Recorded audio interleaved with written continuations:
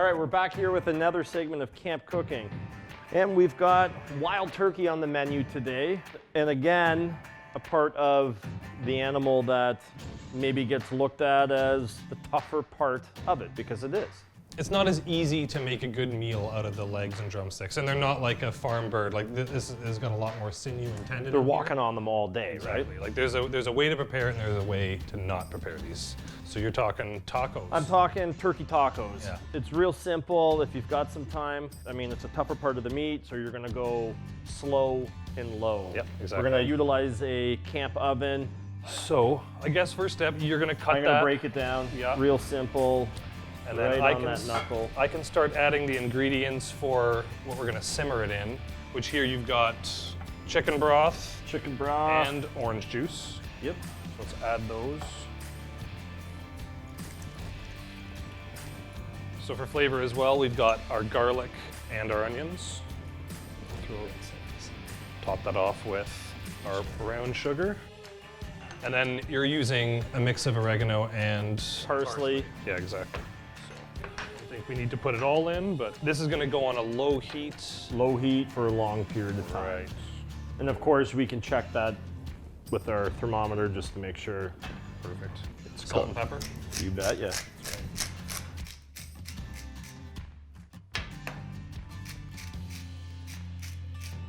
Basically right now, you just want to have that meat contained in moisture to really break that meat down. And all these flavors are gonna bleed together. They are. Throughout the cooking time. All right, so let's fire that on the smoker then. Throw it on.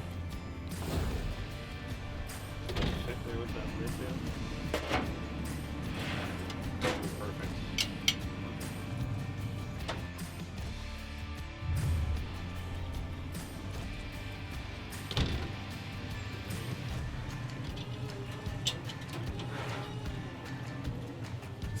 All right, so we're back here. We've got our turkey thigh done in a Dutch oven for a few hours. And now we're going to break it apart.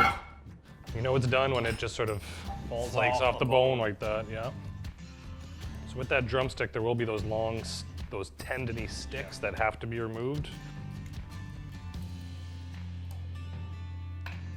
Thief! Couldn't help myself.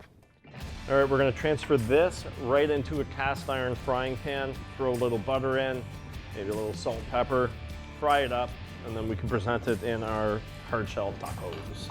Perfect.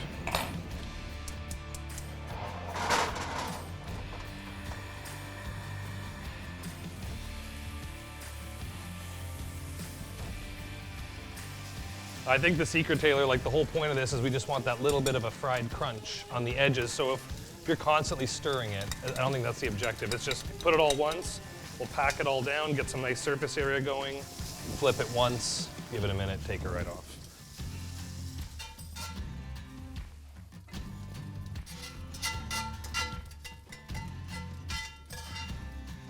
Beautiful.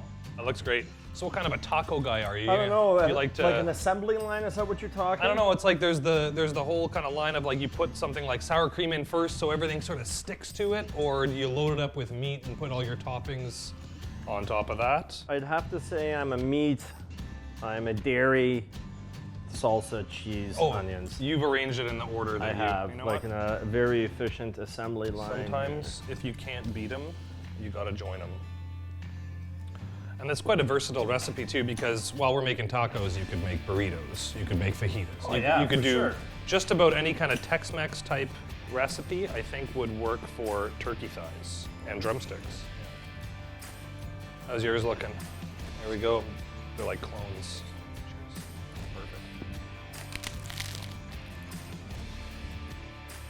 Comes together really nice. Wow. Yeah, absolutely. Serve me this at any taqueria, and I don't think it would be below grade A pork or chicken that they make their tacos with.